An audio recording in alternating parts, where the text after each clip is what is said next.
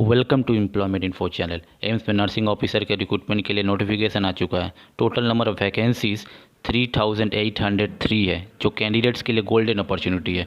इस वीडियो में हम नोटिफिकेशन के details, exam pattern, suggested book etcetera का जिक्र करेंगे, जो आपके लिए बहुत ही फ़ायदेमंद होने जा रहा है। काइंडली इस वीडियो में अंत तक बने रहें। AIIMS nursing officer recruitment common eligibility test 2020 के द्वारा जिन नर्सिंग ऑफिसरों का रिक्रूटमेंट करवाया जाएगा, उनका पहले हम लोग पे स्ट्रक्चर देख लेंगे।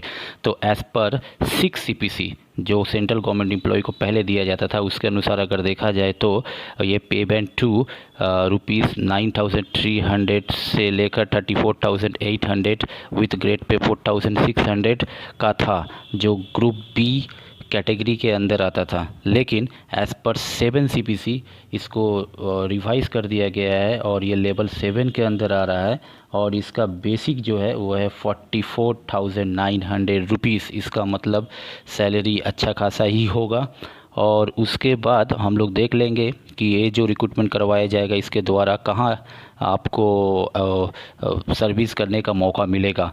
तो जी हाँ, इस अगर आपका ज्वाइनिंग इसके द्वारा हो रहा है तो आप all India institute of medical science new Delhi और एम्स के न्यू ब्रांचेस ओपनिंग हो रहे हैं, ऑलरेडी अंडर प्रोसेस है, वहाँ आपका रिक्रूटमेंट, आपका पोस्टिंग दिया जाएगा।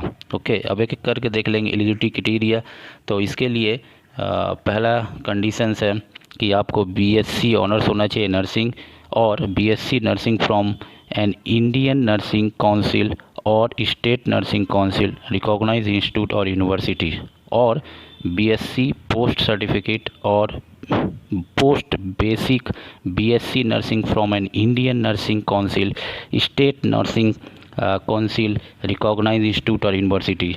और उसके साथ साथ आपको क्या होना चाहिए, रजिस्टर्ड होना चाहिए एज ए नर्स और मिडवाइफ विथ स्टेट और इंडियन काउंसिल।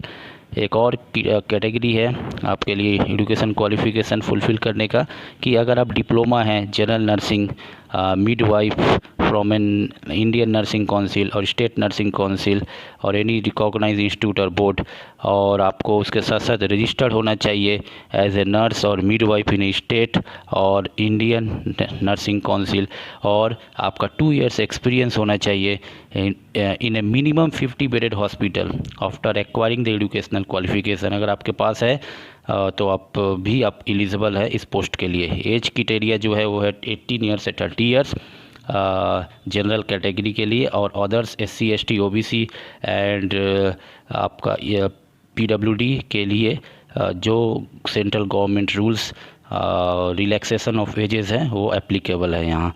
एप्लीकेशन फ़ी हम देख लेंगे। तो एप्लीकेशन फ़ी जो है वो जनरल OBC कैंडिडेट के लिए देना पड़ेगा 1,500 रुपीज़, और SC ST और EWS कैंडिडेट के लिए 1,200 रुपीज़ का आपका payment as a examination fee करना पड़ेगा।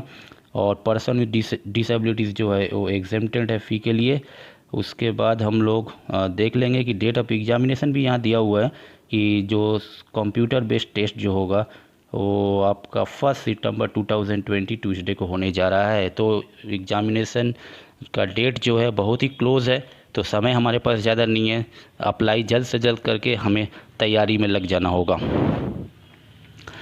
आगे हम लोग देख लेंगे इसका जो अप्लाइंग लिंक है वो है www.aiimsexam.org।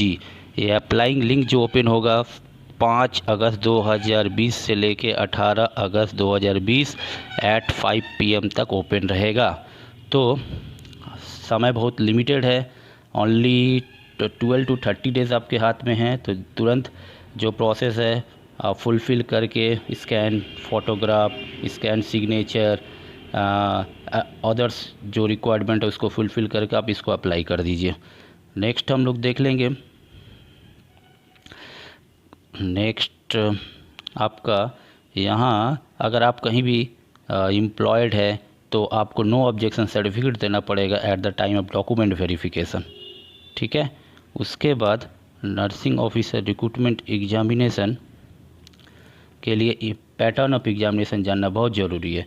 तो बोला जा रहा है स्कीम ऑफ एग्जामिनेशन क्या है, इसके लिए बोला जा रहा है 3 आवर ड्यूरेशन का एग्ज़ाम होगा उस पर 200 मल्टीपल चॉइस क्वेश्चंस रहेंगे और 200 मार्क्स का एग्ज़ाम होगा। इसका मतलब एक क्वेश्चन पे 1 मार्क्स रहेगा, ठीक है। और उस पे जो 200 मल्टीपल क्वेश्चंस है उस पर 180 क्वेश्चंस जो है वो आपके सब्जेक्ट से रिलेटेड रहेंगे, मतलब नर्सिंग से रिलेटेड रहेंगे।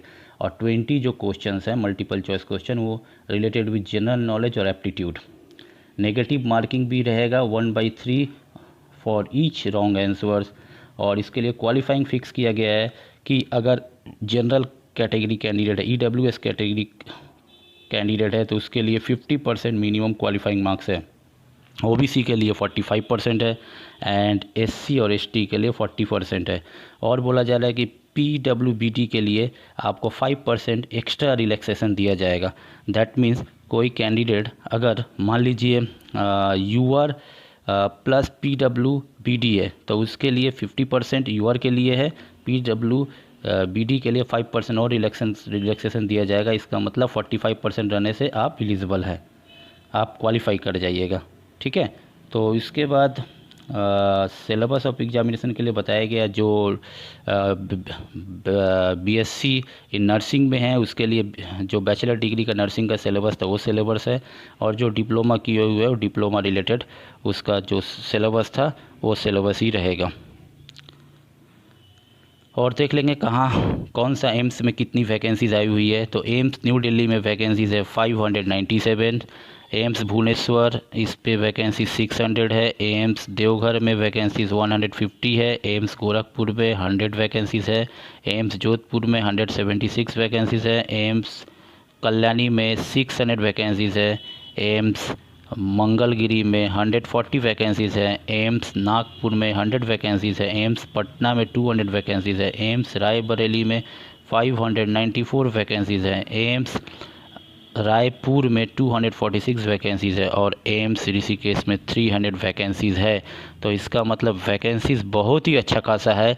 टोटल अगर ऐड किया जाए तो वैकेंसीज़ निकल के चला आता है 3803। तो वैकेंसी बहुत अच्छा खासा है और ये गोल्डन अपॉर्चुनिटीज़ है।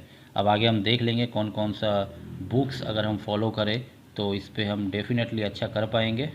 ओके, नर्सिंग सब्जेक्ट के लिए आप competitive handbook of nursing by Aravali publication को अच्छे से स्टडी करिए।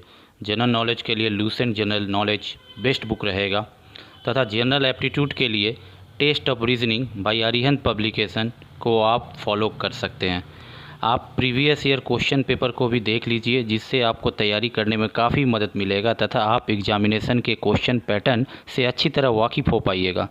अगर आपको यह वीडियो पसंद आया है तो काइंडली लाइक बटन प्रेस कर दीजिएगा और अधिक से अधिक फ्रेंड के साथ इस वीडियो को शेयर करिए और इस चैनल को सब्सक्राइब कर हमारे परिवार से आप जुड़ जाइए। Thank you.